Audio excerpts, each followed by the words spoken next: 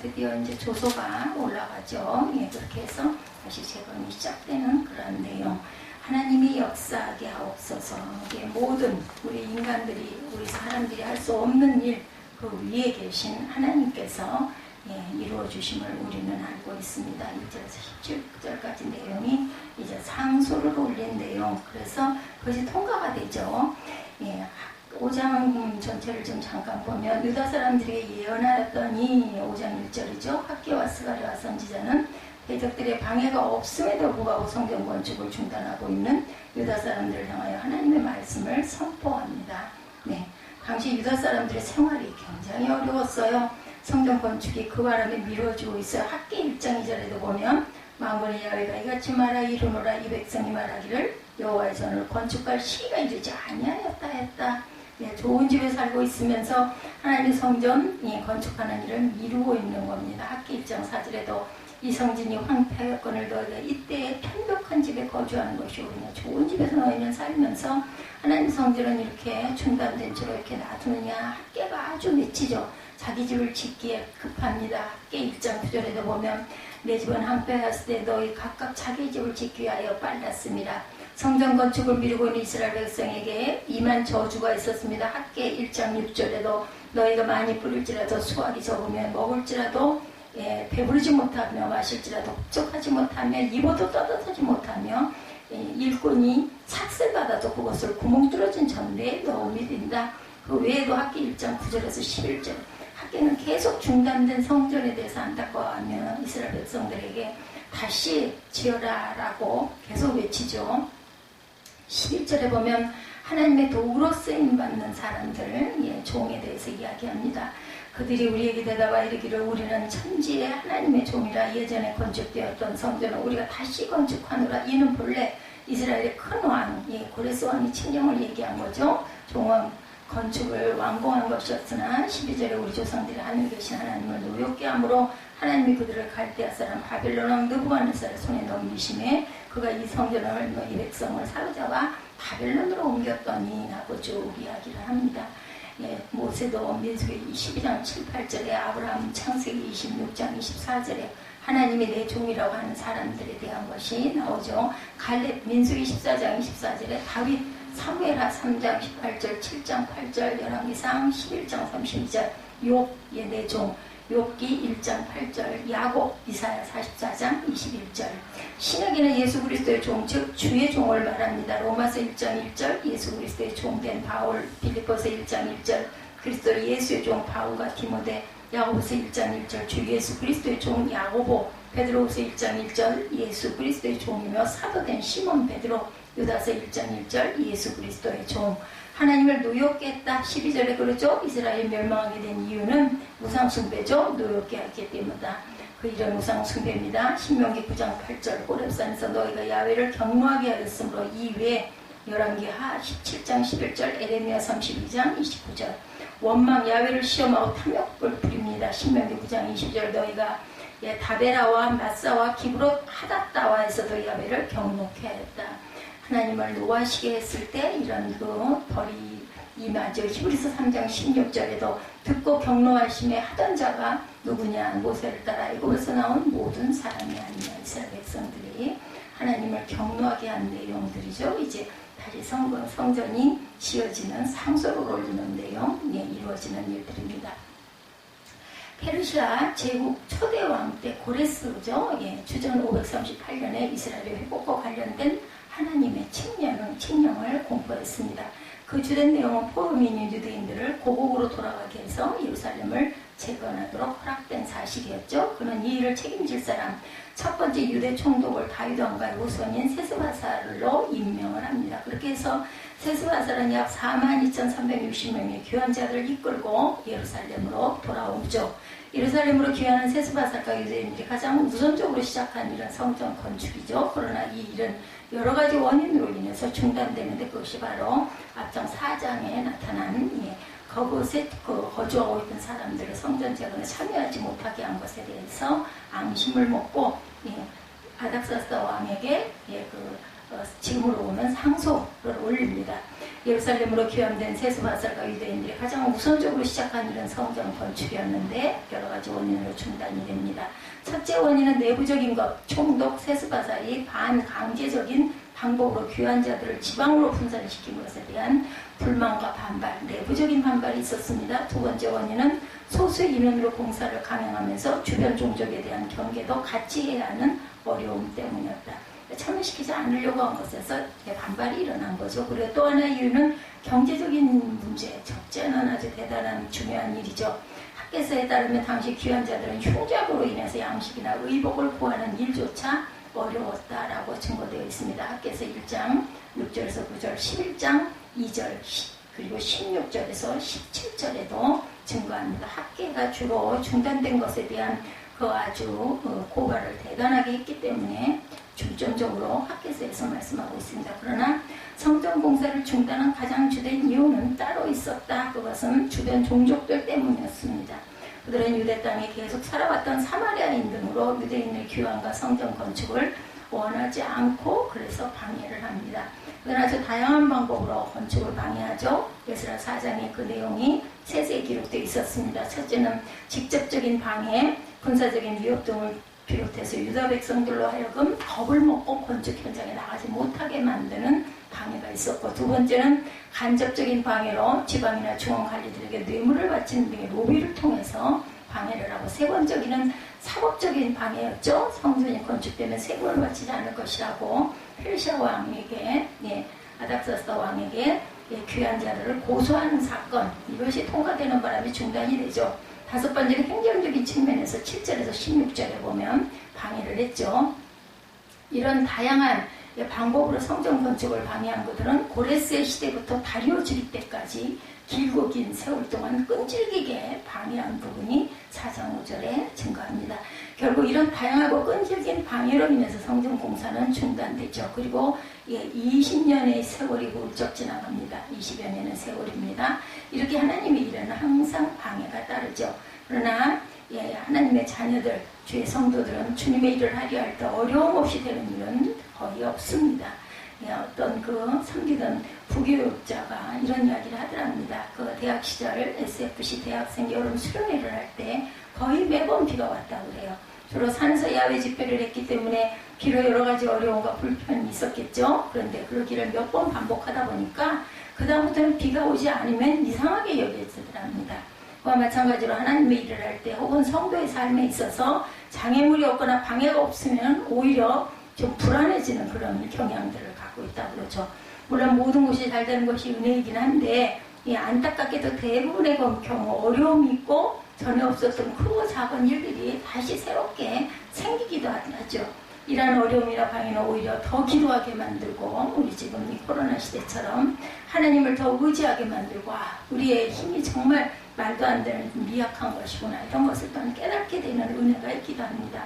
그러므로 우리가 주님의 일을 하려 하면서 여러분의 인생에 장애물이 있고 방해가 있는 것이 있다면 당연한 것으로 여기고, 이것을 우리가 그냥 외면하는 것이 아니라 극복하고 넘어설 수 있는 힘을 달라고 우리가 기도해야 되겠죠.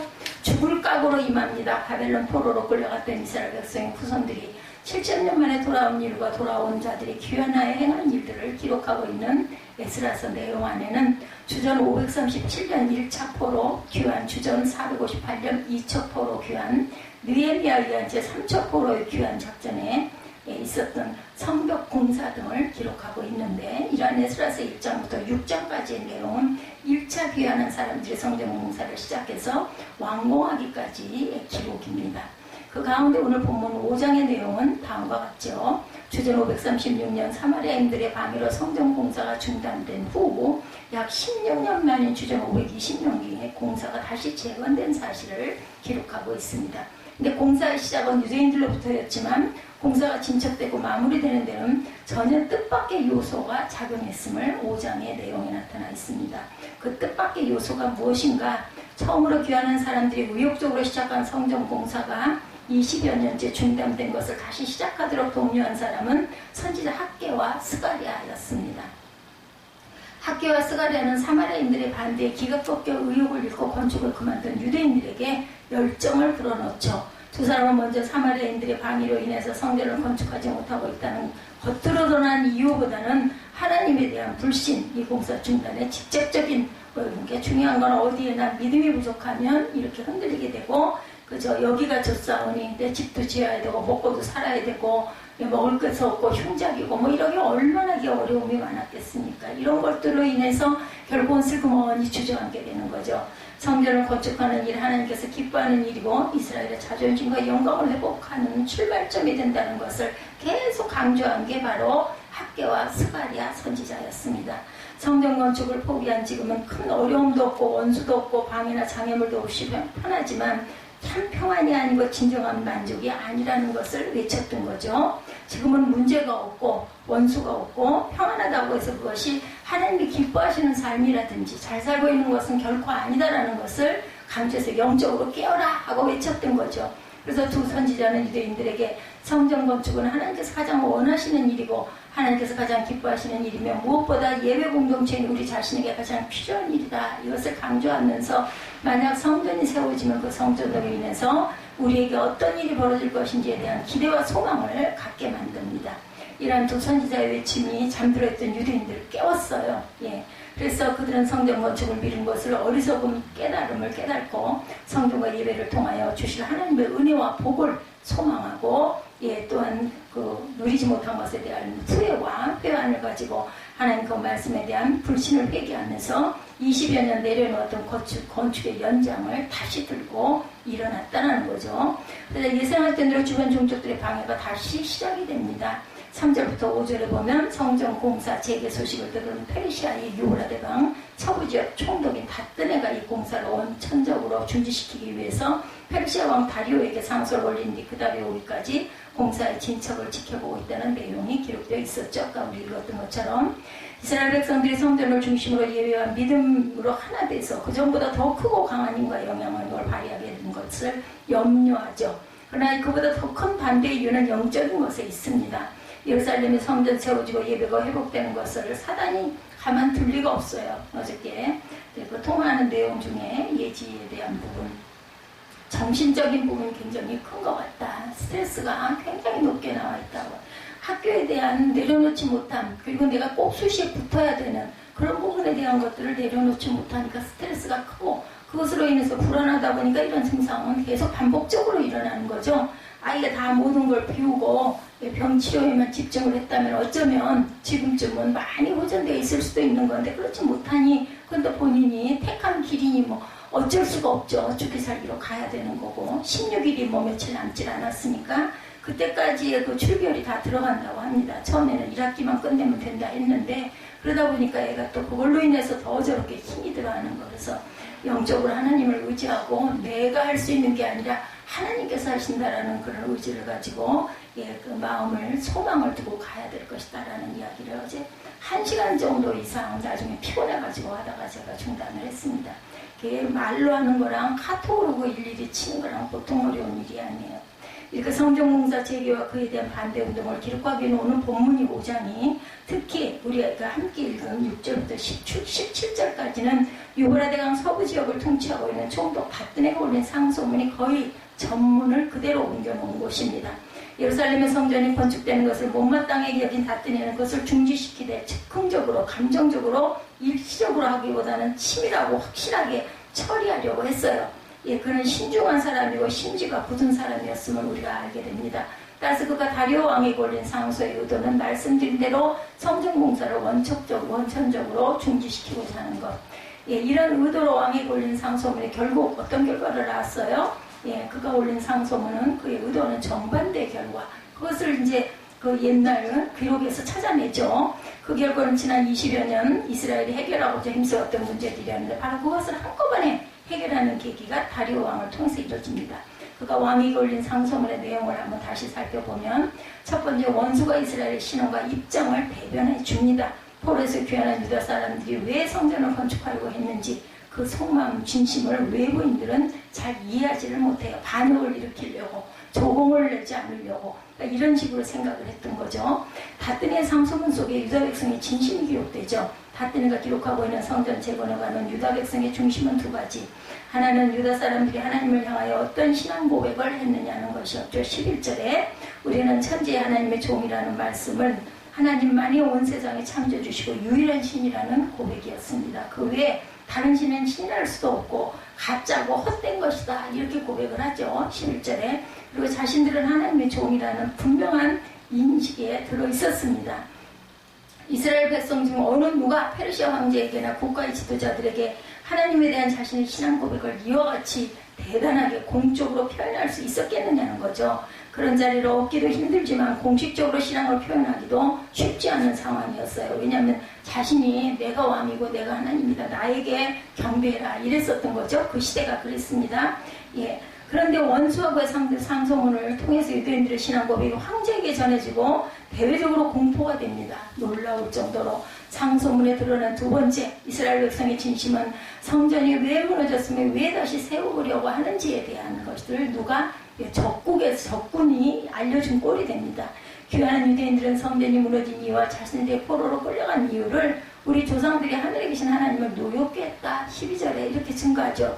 성전이 파괴된 이유는 침략자에 의한 것이 아니라 전적으로 조상들과 자신들의 잘못, 우리가 하나님을 화나시게 했기 때문이다 라고 기록되어 있는 것입니다. 지금 회개하는 마음으로 성전을 다시 지으려 한다는 중심이 다뜨니의 상소문에 그대로 기록되어 있습니다. 이것은 주변인들이 우려한 대로 성전은 이스라엘 민족의 반역과 독립의 상징적인 표현이 아니라 하나님에 대한 그 민족의 어떤 신앙의 표징이다라고 말하는 거죠. 성전은 유대인들의 신앙의 상징이고 지난 잘못을 회개하는 참회의 상징이었습니다. 다시 말씀드리면 유대인들이 이러한 자신들의 진심을 도대체 어떤 방법으로 왕이나 당국자에게 그 시절에 알릴 수 있었겠냐는 거죠. 설사 이스라엘이 자신들의 입으로 왕에게 진실을 말한 대로 왕이 그것을 인정하고 믿어줬겠느냐는 거죠. 근데 이것을 총독 다뜨니가 기록해서 왕에게 올림으로 그 진심이 전달이 됩니다. 제3자 그것도 성전 공사를 원천적으로 방해하던 사람들의 편지를 통해서 이스라엘의 신앙 고백과 진심이 전달되는 놀라운 사실을 어떻게 설명할 수 있어서 하나님의 은혜가 역사죠. 두 번째 원수가 이를 순차적으로 풀어지게 했습니다. 다뜨니의 상소문에는 유대인들의 진심과 신앙 고백만 드러난 것이 아니라 성전 재건과 관련해서 유대인들이 미처 생각하지 못했던 묘안이 나타나 있죠. 그것은 13절에 보면 바벨론 왕 고레스 원년에 고레스 왕이 조서를 내려 하나님이 성전을 다시 건축하게 하고 또 느부갓네살이 예루살렘 하나님의 성전 안에서 금은 그릇을 옮겨다 바벨론 신당에 두었던 것을 예루살렘 성전에 두라고 조서를 이랬었죠. 페르시아 초대왕인 고레스의 조서를 조사할 것이다. 이 제안이 거기 들어있다 보니까 그죠? 그것을 조사하게 되는 거죠. 이런 다뜨니의 제안은 몇 가지 의미를 가지는 첫째는 성전 공사가 중단된 후 다시 시작하기 위해서는 상부의 허락이 필요한데 이스라엘으로서는 그 허락을 다시 얻어낼 방법이 없었어요. 그런데 엉뚱하게 성전 공사를 막으려는 사람을 통해서 중앙정부의 성전 공사가 다시 시작된 사실이 알려지고 결국 허락을 얻어내는 결과가 됩니다. 두 번째, 성전 공사를 합법적으로 하기 위하여 이에 관한 법령이나 혹은 왕의 명령을 존재 여부를 확인한 일이 필요했었는데 비록 최초 성전 공사가 왕의 명령으로 시작되었지만 사마리안 등 주변의 방해로 공사가 중단된 것 또한 왕의 명령에 의한 것이었죠. 그러나 그중 더 우선적으로 가지고 있는 것은 최초의 명령. 근데 그 명령을 중간에 누군가가 막은 게 잘못된 것이다. 다뜨니도 이런 사실을 알고 고레스가 내린 최초 명령이 어떠했는지를 몰랐던 거에 다뜨니도 도대체 뭐라고 내렸었는지 시대가 흘러가다 보니까 거대한 제국의 변방, 사라진 나라와 그 나라의 신전에 관한 일이 페르시아 제국에서 무슨 건수가 되겠어요? 아무 상관이 없는 건데 그것을 다시 보게 되죠. 그런데도 최초의 명령을 살펴 명령에 따라 예루살렘 성전 건축에 대한 논란을 잠재우고자 한 것은 바로 이방인 총독 다뜨니였다는 거죠. 그리고 그것은 유대인들의 성전 재건을 결정적으로 돕는 열쇠가 됩니다. 세 번째, 다뜨니의 상소문은 현실적인 결과를 가져오죠. 유대인들의 설사 성전 공사를 시작한다 해도 그들로서는 비용과 자재를 감당할 수가 없었어요. 그런데 다뜨니의 상소문은 결과적으로 성전 공사 비용 및 성전에서 드려지는 제사, 즉 예배 비용까지 전액 정부로부터 보조를 받는 기가 막힌 결과가 일어납니다. 에스라서 5장을 저희들이 보면서 정말 많이 기가 막힌, 저도 지금 전율이 일어날 정도로 마음에 그 감동을 느끼는 이유는 하나님께서 성전 재건을 이루시는 역사가 생각 밖에 우리가 생각하지 못하는 방법으로 이루어지기 때문이다. 어떻게 원수를 움직여서 이렇게 일이 되게 할 수가 있느냐는 거죠. 이것도 기적이죠. 이스라엘의 제갈공명 같은 재상이나 모사꾼들이 있어서 될까 말까 한 일의 해법을 원수가 직접 나서서 지혜롭게 순차적으로 합법적으로 이루어가는 일, 도대체 어떻게 우리가 설명할 수가 있겠는가. 고레스 왕도 기가 막힌 기적이었지만 다리오 왕 때 이런 일이 일어나가지고 결국은 왕궁이 되게 하는 사건, 최종적인 효력을 가지는 고레스 왕제의 조서를 찾게 만들고, 그래서 성전공사를 에스더서에 나오죠. 잠을 자기가 힘들어가지고 들여다보는 합법화 시켜주고 그 비용까지 보조받게 만든 이 기막힌 드라마의 연출가이신 하나님은 정말 놀라우신 분이라는 거죠. 그렇기 때문에 우리가 어떤 일이 안 될 때 너무 한탄할 것이 아니라 조용히 묵상하고 기도하는 부분이 필요합니다. 원수가 그 일을 마무리 짓도록 만들어서 결국은 왕궁이 되죠. 마지막으로 다뜨네의 상소를 받은 다리오 왕이 상소와 관련된 일을 처리한 내용이 에스라 6장에 나타나죠. 상소문을 받아본 다리오 왕은 바벨론 전역에 흩어져 있는 국립 창고를 조사하게 합니다. 그러던 중 왕의 여름별장인 메데도 아그메다 궁에 있던 한 창고에서 다뜨네가 언급한 고레스의 조서를 찾아내게 되죠. 그 조서에는 예루살렘 성전의 규모와 공사 비용, 그리고 성전에서 가져온 거룩한 기구들을 돌려보낼 것 등이 명시되어 있었죠. 이 조서를 확인한 다리오 왕은 고레스의 조서를 그대로 공표했을 뿐만 아니라 주변 총독들과 지도자들에게 성전 공사를 막지 말 것과 왕에게 바칠 세금 중 일부로 성전 공사 비용을 대줘라. 그동안 중단된 동안 그것들이 막힌 것에 대한 미안함, 또한 그 손실, 이런 것들을 인정하는 겁니다. 자신의 명령을 고치는 사람은 엄벌을 면지 못할 것이며 차후에라도 야훼 성전을 허무른 사람이 있다는 그런 하나님으로부터 멸해지는 벌받기를 바란다는 말로 결론을 맺으면서 조서를 공포하죠. 정말 생각하면 생각할수록 놀라운 드라마입니다. 다리오 왕이 새롭게 내린 조서 내용, 예루살렘 야훼 성전을 건축하기 위해 비용은 국고로 지원하라. 아무도 그 일을 방해하지 말라. 만약 방해하는 자들이 있다면 중보를 면치 못하리라. 그리고 성전 건축을 신속히 끝내도록 하라. 이렇게 오히려 그죠? 이런 본문의 내용을 확인하려고 처음에 하나님의 기가 막힌 일처리, 그것이 아니라 하나님이 역사하시는 사건, 저는 이렇게 은혜를 받았습니다. 하나님께서 백성들이 작정하고 주의를 하겠다고 나서자 당신께서 더 적극적으로 그러면서 원수를 이용해서까지 이루시는 일이 어떤 그 기가 막힌 드라마틱한 영화보다도 재밌고 감동적이죠. 그 구약의 역사를 좀 알면서 맥을 짚어가다 보면 아주 즐거움이 또 따라옵니다. 이와 비슷한 말들이 많이 있어요. 그중 대표적인 본문 민수기 22장부터 24장, 출애굽 이후 광야 생활을 끝내고 가나안에 들어가기 전 모압 지역에 도착한 이스라엘을 그대로 두고 볼 수 없었던 모압 왕 발락은 혼합주의 선지자 발람을 초청해서 이스라엘을 저주하게 했었던 사건이 있습니다. 그죠? 발락의 사주를 받은 발람은 이스라엘을 저주하기 위해서 여러 차례 시도를 했지만 그때마다 하나님께서 막으셨을 뿐 아니라 반대적인 말을 하죠. 도리어 이스라엘이 하나님의 변치 않는 사랑을 받은 백성으로부터 하나님께서 그들을 지키시며 복되게 하시며 번창하게 하실 것이며, 따라서 아무도 그를 해할 수 없다는 그들의 그 말을 그들의 입술을 빌려서 알리시는 사건이 있었어요. 즉 이스라엘을 저주하고 멸하려던 적들을 통해서 외부인들과 외부 세계에 이스라엘을 향한 하나님의 사랑과 그들을 보호하시는 하나님의 능력을 알린 부분이 바로 민수기에 나타나 있는 것을 우리가 봅니다. 민수기 22장부터 24장입니다.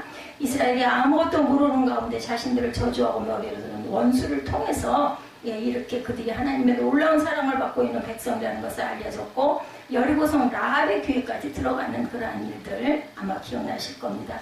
이런 말미암아 가나안을 향한 이스라엘의 진로가 아주 평탄대로로 이어지게 되죠. 오늘 본문과 비슷한 그런 감동입니다. 이와 같이 하나님의 하심이 하나님께서 원수의 악한 도모까지 이용하시고 일이 놀랍도록 기가 막히게 진행된다는 것, 우리가 우리의 힘으로는 어떤 한계가 있지만 하나님께서 하시기로 하면은 이렇게 거꾸로 이런 일들이 일어난다는 것. 이스라엘 백성은 선지자 학개와 스가랴의 동료를 받아 16년 정도 중단됐던 하나님의 성전을 짓겠다는 결심 하나하나가 그 막은 일을 다시 시작하려고 다시 일어납니다.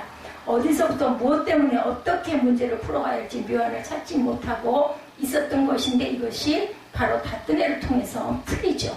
성전공사를 마무리했던 이방인 총독위에 마치 미리 계획이라도 세운 것처럼 순차적으로 왕의 명령에 의한 합법적으로 비용까지 전액 보조를 받으면서 할 수 있는 길이 열렸습니다.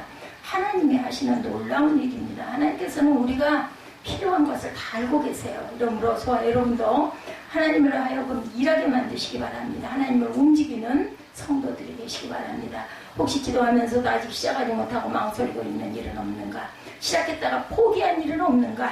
다른 사람들이나 미워하는 사람들의 반대에 부딪혀 어려워하고 있는 일은 없는가? 혹 불가능해 보여서 너무 크게 보여서 너무 강하게 보여서 망설이고 있는 일은 없는가? 예, 오늘 본문은 여러 가지 이유로 중단된 일, 하지 못하고 있는 일, 포기한 일을 다시 시작해서 멋지게 마무리 지을 수 있는 길을 제시하고 있습니다. 전심으로 하나님을 사랑하고 하나님의 뜻이라면 전적으로 순종하고 하나님의 일이라면 거기에 모든 우선권을 두고 우리가 헌신할 때 하나님께서 나서서 대신 일해 주시고 가장 골치 아픈 적을 최고의 조력자로 오히려 적을 아군으로 만들어주는 은혜, 이것이 저와 여러분의 그러한 삶이 되시기를 주님의 이름으로 축복합니다. 야곱을 사랑하시는 하나님이 에서의 마음을 돌이켜 주시죠. 예, 이렇게 해서 좋은 결과를 맺게 해주시는 하나님, 하는 일이 하나님께서 원하시는 일이면, 하나님께서 기뻐하시는 일이라면 분명 방해나 장애가 있을 것이고, 그럴 때 다른 사람이나 환경에서 이 이유와 변명을 찾지 말고, 예, 내가 하나님의 마음을 읽지 못하고 하나님의 능력을 온전히 믿지 못한 내 자신에게 있다는 것을 생각해보는, 오직 믿음으로 다시 도전하는, 회개하고 도전하는 저와 여러분이 되시기 바랍니다. 세 번째, 그러므로 하나님을 감동시키게 되죠. 예, 하나님을 감동시키는 표현, 물론 이 말은 신학적인 문제가 될 소지가 있습니다. 어떻게 피조물은 우리가 하나님을 감동시킬 수가 있을까? 근데 중요한 건 전심이면 됩니다. 진심이면 되죠. 하나님이 우리가 이끄는 대로 이끌리는 분이고 우리가 마음대로 조정할 수 있는 분은 절대로 아닙니다. 예, 정말 성경에 직접적인 표현은 없지만 하나님을 감동하게 만든 예들은 많죠. 선인 대접하기를 잘해서 부지 중에 천사를 대접한 아브라함이 이삭을 얻는 부분 여러분들 기억하실 것입니다.